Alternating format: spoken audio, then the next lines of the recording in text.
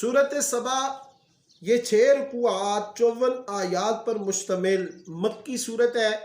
ترتیب مصحف کے اعتبار سے اس کا نمبر 34واں ہے۔ اس صورت میں قوم سبا کا تذکرہ ہے، اسی مناسبت سے اس صورت کا نام صورت سبا رکھا گیا۔ جزا و سزا کا قانون اس میں متعارف کروایا گیا۔ حضرت داؤد، حضرت سلیمان علیہ السلام کے معجزات کا بھی ذکر صورت سبا میں شامل ہے۔ سب سے پہلے رکوع میں اللہ رب العزت نے فرمایا الحمدللہ الذی لہ ما فی السماوات وما فی الارض ولہ الحمد فی الآخرہ وہو الحکیم الخبیر۔ آسمان و زمین کی ہر چیز اللہ کی تعریف و توصیف بیان کرتی ہے، اس کا علم بڑا وسیع ہے۔ زمین سے نکلنے یا داخل ہونے والی کسی بھی چیز کو وہ جانتا ہے۔ زمین و آسمان کی وسعتوں میں پائی جانے والی کوئی چھوٹی سے چھوٹی چیز بھی اس کے علم سے باہر نہیں، وہ عالم الغیب ہے۔ اور کافر لوگ جو اللہ کے نبی کا مذاق اڑاتے ہوئے کہتے ہیں آؤ تمہیں ایسا آدمی دکھائیں جو کہتا ہے کہ ریزہ ریزہ ہو کر منتشر ہو کر پھر نئے سرے سے پیدا کر دیے جائیں گے، اور یہ کافر کہتے ہیں وہ جھوٹا معلوم ہوتا ہے یا مجنون ہے۔ اللہ نے فرمایا اے پیغمبر صلی اللہ علیہ وسلم آپ ان کی باتوں پر رنجیدہ نہ ہوں، یہ لوگ بری طرح بہک گئے، ان ظالموں کو ڈرنا چاہیے۔ ہم چاہیں تو ان کو زمین میں دسا دے یا ان پر آسمان کا ٹکڑا گرا دیں۔ دوسرے رکوع میں اللہ رب العزت نے حضرت داؤد علیہ السلام کا ذکر کیا۔ وَلَقَدْ آتَيْنَا دَاوُودَ مِنَّا فَضْلًا، ہم نے داؤد کو فضل و عنایت عطا کی۔ حضرت داؤد جب اپنی کتاب زبور کی تلاوت کرتے یا جبال اوبی معہ والطیر، تو پہاڑ اور پرندے بھی ان کے ساتھ تلاوت میں مشغول ہو جاتے۔ اللہ نے ان کے ہاتھوں میں لوہے کو نرم کر دیا تھا، وہ اس لوہے سے زریں، بختر، خود، کڑیاں اور باقی چیزیں بنا لیتے تھے۔ اب حضرت داؤد اور حضرت سلیمان ہاتھوں سے کام کرتے اور وسائل کو بھی اختیار کرتے، تو یہاں سے یہ پتہ چلا کہ ہاتھ سے کام کرنا یہ عیب نہیں ہے بلکہ صفت ہے، اور وسائل کا اختیار کرنا یہ توکل کے منافی نہیں ہے۔ اللہ نے اس کا حکم دیا ہے کہ تم وسائل اسباب کو اختیار کرو۔ اس کے بعد حضرت سلیمان علیہ السلام کا ذکر ہے وَلِسُلَيْمَانَ الرِّيحَ غُدُوُّهَا شَهْرٌ وَرَوَاحُهَا شَهْرٌ وَأَسَلْنَا لَهُ عَيْنَ الْقِطْرِ وَمِنَ الْجِنِّ مَنْ يَعْمَلُ بَيْنَ يَدَيْهِ۔ حضرت سلیمان علیہ السلام کو سفر کی ایسی سہولت عطا فرما رکھی کہ ہوا ان کے تابع تھی۔ ہوا کی مدد سے صبح کی منزل میں 1 ماہ کی مسافت طے کر لیتے اور شام کی منزل میں بھی 1 ماہ کی مسافت کو طے کر لیتے۔ برتن وغیرہ بنانے کے لیے آسانی یہ تھی کہ ان کے ہاں تانبے کا چشمہ بہتا تھا۔ جنات بھی اللہ نے ان کے لیے مسخر کر دیے تھے، وہ بڑے بڑے تعمیری کام اور وسیع پیمانے پر کھانا پکانے کا انتظام جنوں سے لیتے تھے۔ حضرت سلیمان علیہ السلام کی جب موت آئی تو وہ ایک تعمیراتی کام کی نگرانی کر رہے تھے، جنات تعمیرات میں مصروف تھے۔ حضرت سلیمان اپنی لاٹھی کے سہارے پر کھڑے تھے کہ انہیں موت آ گئی۔ چنانچہ جب ان کا انتقال ہوا تو وہ اس سہارے پر کھڑے تھے۔ جنات کو ان کے موت کا علم نہ ہو سکا، وہ اسی کام میں جتے رہے۔ جب کام مکمل ہو گیا تو ان کی لاٹھی دیمک لگ جانے کی سبب سے ٹوٹ گئی اور سلیمان علیہ السلام گر گئے۔ فلما خر تبینت الجن ان لو كانوا فلما خر تبینت الجن ان لو كانوا يعلمون الغیب मा लबिथू फिल अज़ाबिल मुहीन। तो जब हज़रत सुलेमान अलैहिस्सलाम गिरे तो जिन्नों पर ज़ाहिर हुआ कि हज़रत सुलेमान का विसाल हो गया।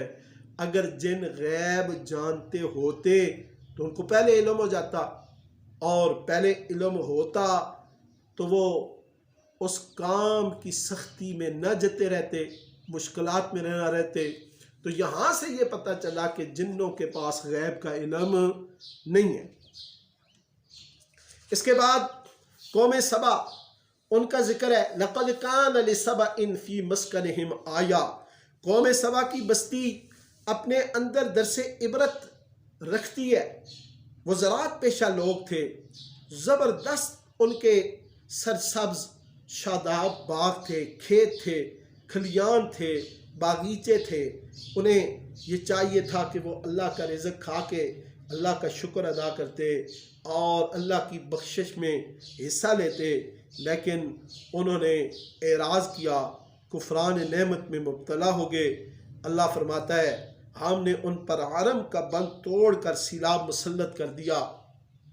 फ़अरदू फ़अरसलना अलैहिम सैलल आरिमी वबद्दलनाहुम बिजन्नतैहिम जन्नतैन ज़वातै उकुलिन खम्तिन व अस्लिन व शैइन मिन सिदरिन क़लील। तो हमने अरम का बंद तोड़ कर सीलाब मुसल्लत कर दिया और बेहतरीन बागात के बदले बदमज़ा फल, जहौ और थोड़े से बेरी के दरख्तों पर मुश्तमिल बेकार बाग पैदा कर दिए और उनकी बस्तियों को तबाह करके तितर बितर कर दिया। और शैतान ये इतना जालिम है कि अपने नज़रियात के पीछे लोगों को चला लेता है, और शैतान का सबसे कामयाब हरबा जो लोगों पर है वो ये कि उन्हें आखिरत से गाफिल कर देता है।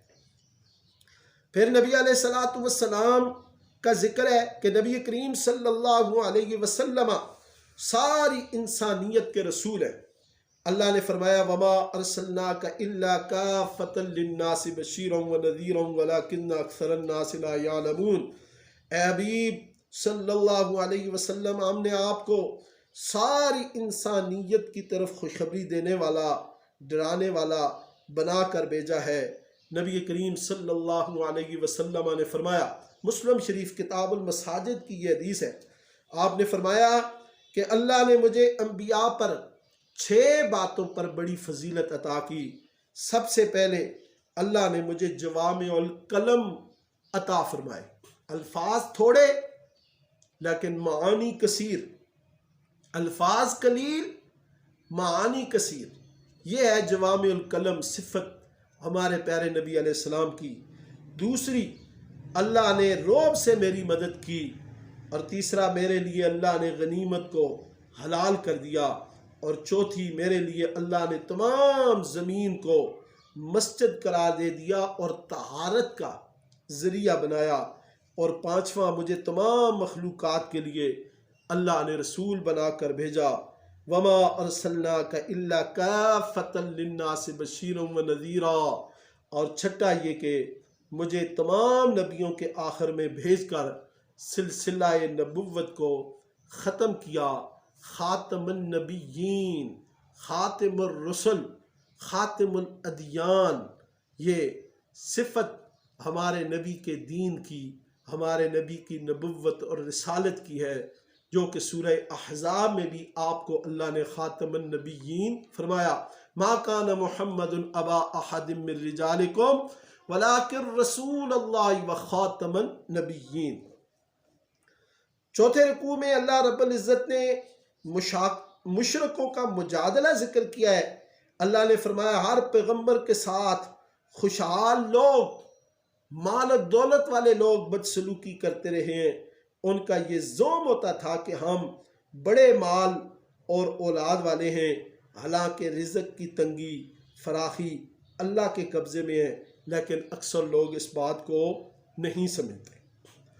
पाँचवें रुकू में अल्लाह रब्बुल इज़्ज़त ने फरमाया, याद रखो माल या औलाद की कसरत से अल्लाह का कुर्ब नहीं मिलता।